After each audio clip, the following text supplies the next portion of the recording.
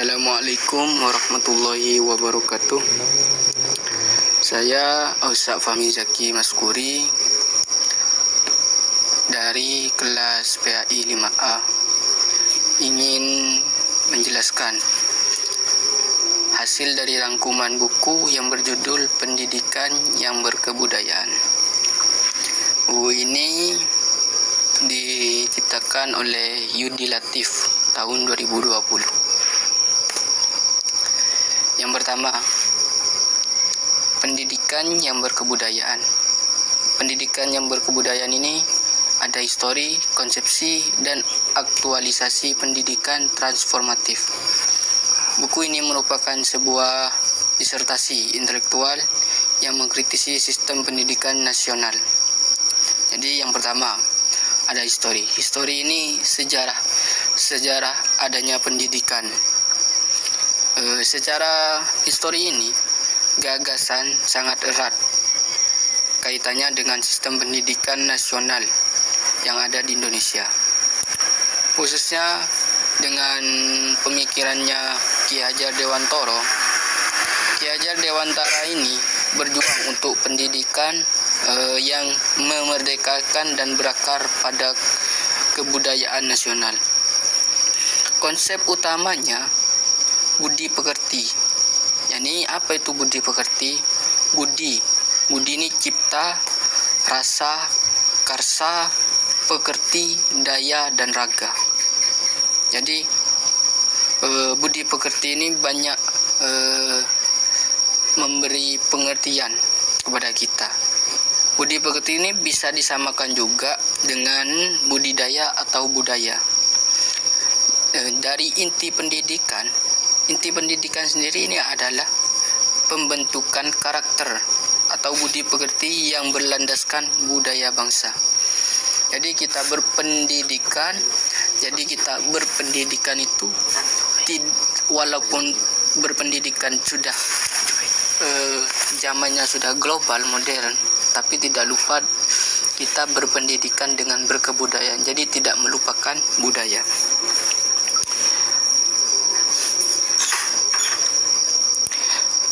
Ada juga dari sistem amung.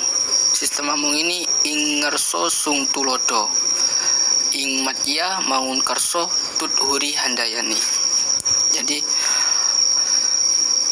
sistem amung ini adalah wujud aktualisasi pendidikan yang humanis dan transformatif, di mana guru menjadi teladan, pendorong, dan pengamat kemajuan.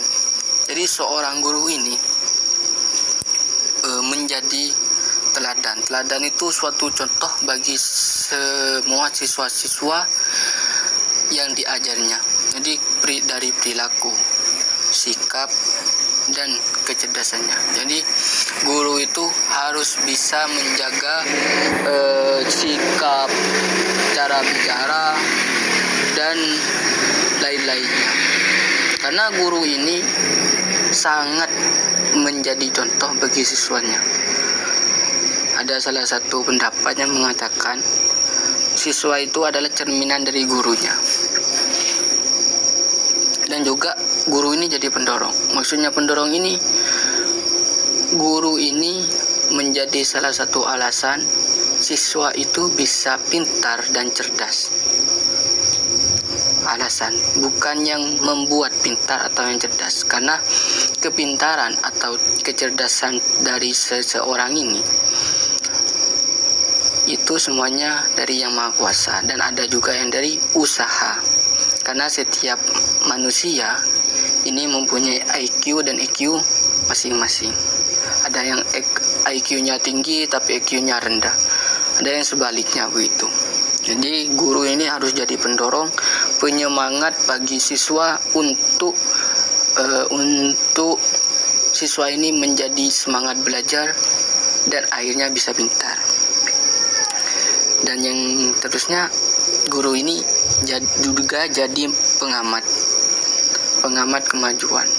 Jadi guru ini melihat perkembangan apa saja yang sudah didapatkan oleh siswa itu. Seumpamanya kita mengajar di sekolah dasar. Di sekolah dasar itu anak-anak itu kan baru belajar membaca dan menulis, belum bisa membaca dan menulis.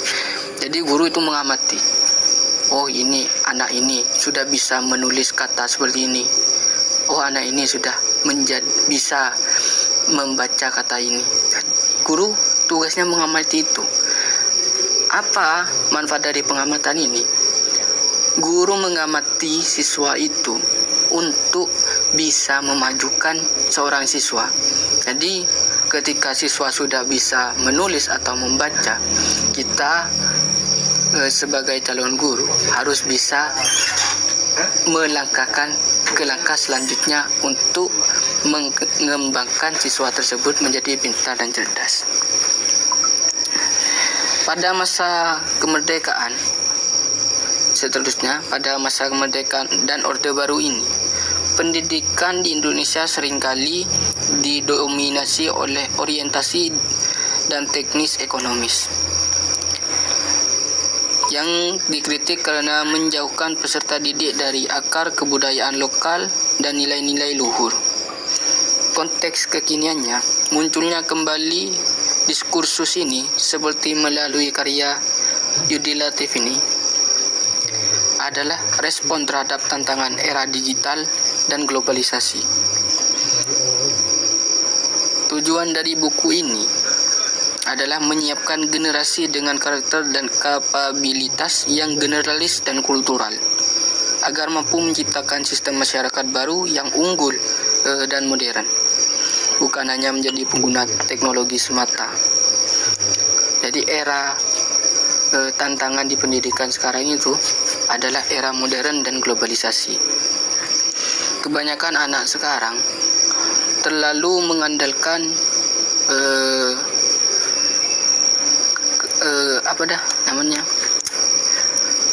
era globalisasi ini, terlalu mengandalkan dengan namanya kayak internet, HP dan lain-lainnya, itu menjadikan anak-anak sekarang itu jadi pemalas kan. Jadi kebanyakan jadi kayak gitu. Jadi kita sebagai calon seorang guru, kita harus minimalisir kemalasan siswa ini dengan era modern ini.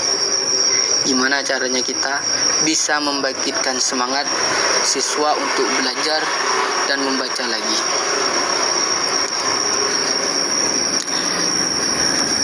Dan yang kedua, ada konsepsi. Konsepsi ini adalah pendidikan berkebudayaan yang memiliki konsep dasar yang mendalam, berlandaskan pada 3 pilar utama.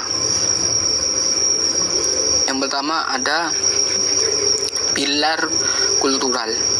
Apa pilar kultural ini? Pilar kultural ini pendidikan yang harus menjadikan proses pewarisan, pelestarian dan transformasi nilai-nilai budaya luhur. Kebudayaan ini adalah sumber dan tujuan pendidikan. Pendidikan harus menumbuhkan kesadaran identitas budaya. Jadi kita harus mewariskan budaya yang ada di negeri kita tanpa harus melupakan dan menghilangkan kemajuan globalisasi. Yang kedua ada pilar holistik dan integratif. Pendidikan bertujuan membentuk manusia seutuhnya, berakar dalam, berbatang tinggi, bercabang rapi, dalam rindang dan berubah lebat. Itu analogi dari Yudi Latif. Ini mencangkup dimensi. Yang pertama ada akar. Apa maksud dari akar ini? Akar ini adalah maksudnya akhlak atau karakter. Dan yang kedua ada batang. Apa ini maksudnya batang? Batang itu pengetahuan. Pengetahuan atau ilmu pengetahuan. Jadi batang dan akar ini saling terhubung. Jadi kita kalau ada akarnya batang pasti kuat. Dan sebaliknya, kalau ada batang, pasti ada akarnya yang membuat kuat. Jika salah satunya kurang, maka akan goyah. Iya. Yang seterusnya ada cabang. Cabang ini keterampilan dan kecakapan. Keterampilan ini kayak pasti semua siswa punya kelebihan. Ada yang dalam bidang menghafalnya kurang, tapi dalam segi penulisan dan menggambarnya itu bagus. Dan yang kedua ada daun. Daun ini kerukunan dan kolaborasi, kerukunan atau kolaborasi. Jadi daun ini mengajarkan kita untuk kerukunan kolaborasi. Yang kedua ada buah. Buah ini kreativitas atau inovasi. Yang kedua memerdekakan. Sesuai visi Kiai Haji Dewantoro, pendidikan harus memberi kebebasan dan peluang kepada peserta didik untuk mengenali potensi dirinya atau moral purpose hidupnya dan mengembangkan hidup serta kehidupannya. Guru juga harus memerdekakan untuk berinovasi. Jadi setiap pengajar dalam kegiatan KBM, kegiatan belajar mengajar, antara guru dan siswa itu harus mempunyai kemerdekaan. Maksudnya kemerdekaan itu tanpa ada tekanan dari orang lain. Yang seterusnya aktualisasi pendidikan transformatif. Pendidikan transformatif adalah wujud nyata dari pendidikan berkebudayaan. Inti dari pendidikan transformatif adalah perubahan karakter peserta didik menjadi lebih baik, yang bermanfaat bagi diri sendiri dan sesama. Jadi pendidikan yang berkebudayaan ini adalah peta jalan visioner yang berakar pada nilai-nilai bangsa dan merespon tantangan zaman. Tujuannya adalah proses belajar menjadi manusia seutuhnya yang kreatif, otonom, berkarakter, dan mampu menjadi agen transformasi positif bagi kebudayaan dan masyarakatnya.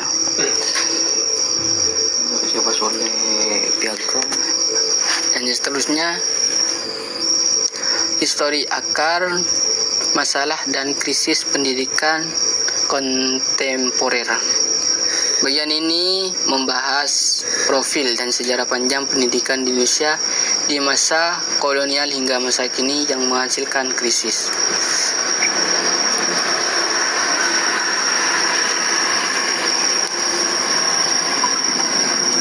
Pendidikan kolonial. Pendidikan kolonial ini maksudnya lurisan Belanda. Sistem pendidikan di masa penjajahan bersifat segregatif atau membedakan kelas sosial dan represif. Di zaman kolonial Belanda itu, pendidikan itu dibedakan oleh kasta dan harta. Jadi ketika kaum petani ingin bersekolah, ya sekolahnya sama kaum petani, sesama sejajar. Dan ketika pejabat atau orang-orang penting bersekolah di zamannya kolonial Belanda ini, itu sekolahnya akan dibedakan atau dianggap istimewa gitu. Yang kedua, tujuannya adalah menciptakan tenaga kerja terampil untuk kepentingan penjajah, bukan untuk memuliakan martabat manusia Indonesia. Jadi tujuan dari pendidikan kolonial Belanda dulu itu, mengapa dibeda-bedakan kayak gitu? Karena untuk memperbudak masyarakat Indonesia untuk dijadikan budaknya. Orang Belanda ini tidak mau dulu orang Indonesia, masyarakat Indonesia ini lebih pintar dari mereka. Jadi sekolahnya dibedakan. Yang ketiga, sistem ini menanamkan benih individualisme, egoisme, dan materialisme karena fokus pada pencapaian pribadi dan mengabaikan jiwa sosial serta basis ketuhanan. Dan yang seterusnya, pendidikan pragmatis abad ke-21 atau berkeindustrian. Ibnu Latif ini mengkritik sistem pendidikan saat ini yang terlalu didominasi oleh konsep link dan match dengan tuntutan industri. Fokus pendidikan bergeser dari proses memanusiakan manusia menjadi sekedar mencetak tenaga kerja siap pakai. Krisis ini menyebabkan kemerosotan budi pekerti dan nilai-nilai kemanusiaan. Dan yang seterusnya, ada konsepsi filosofi pendidikan yang berkebudayaan.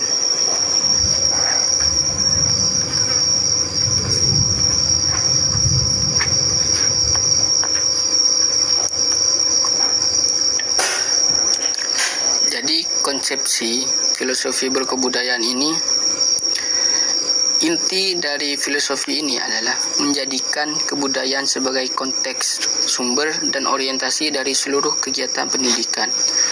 Tujuan utama dari konsep ini membentukkan budi pekerti, pikiran, dan jasmani. Ketiganya harus tumbuh atau seimbang, holistik, agar tercipta manusia yang utuh dan selaras dengan dunianya. Khususnya pendidikan sebagai proses kemanusiaan. Hakikat pendidikan adalah proses menjadi manusia seutuhnya, insan kamil dengan belajar dari kehidupan sepanjang masa. Kebudayaan sebagai landasan dari pendidikan berakar pada budaya nasional. Pendidikan harus digunakan sebagai sarana untuk melestarikan dan mengembangkan nilai-nilai luhur dan identitas bangsa. 3 prinsip utama Trikon dalam pengembangan budaya. Yang pertama adalah ada kontinu. Kontinu ini mengolah budaya bangsa secara berkesinambungan dari masa lalu hingga masa kini dan masa datang. Ada konsentris. Konsentris ini adalah dalam mengembangkan kebudayaan, bersikap terbuka namun kritis dan selektif terhadap pengaruh kebudayaan dari luar atau global. Ada konvergen. Konvergen ini membina karakter bangsa bersama bangsa lain menuju terbinanya karakter dunia. Jantung pendidikan itu ada budi pekerti. Konsep budi pekerti disetarakan dengan budidaya atau budaya.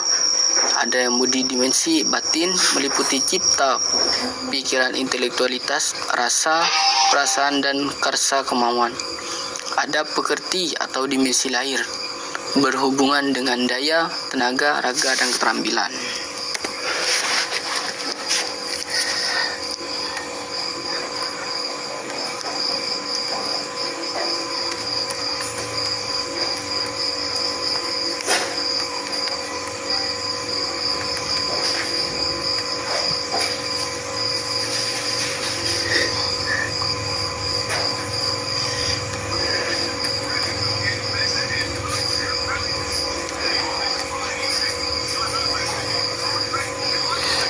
Dan selanjutnya ada aktualisasi pendidikan transformatif.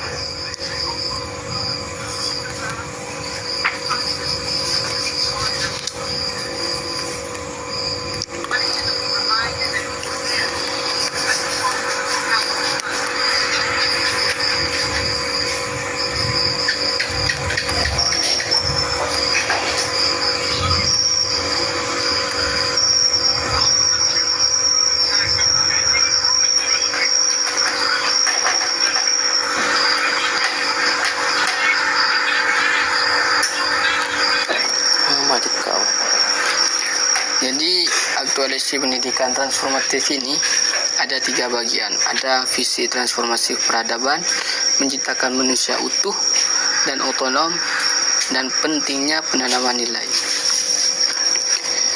Inti dari aktualisasi ini adalah mengubah pola pikir atau mindset. Pendidikan harus mendorong peserta didik untuk berpikir kritis atau critical reduction, mempertanyakan status quo dan melepaskan diri dari pola pikir lama yang menghambat kemajuan. Dan yang kedua, menciptakan manusia utuh dan otonom. Pendidikan transformatif ini menolak konsep manusia sebagai mesin produksi yang hanya diukur dari keterampilan teknis atau nilai ekonomi semata. Jadi keseimbangan dimensi manusia utuh itu ada keseimbangan intelektual dan emosional, cipta dan rasa. Intelektual, yakni intelektual itu adalah cerdas. Bagaimana manusia itu bisa mengembangkan kemampuan berpikir kritis, kreatif, dan inovatif. Ada emosional atau beradab. Beradab ini mengembangkan empati, kecerdasan sosial, dan kemampuan untuk berinteraksi secara harmonis dengan sesama. Yang ketiga, ada pentingnya penanaman nilai. Mengapa penanaman nilai ini sangat penting? Karena penanaman nilai ini sangat penting karena membentuk karakter beradab dan dasar peradaban, mengatasi dampak negatif, konsisten dan keteladanan. Mungkin itu saja dari saya. Kurang lebihnya mohon maaf. Assalamualaikum warahmatullahi wabarakatuh.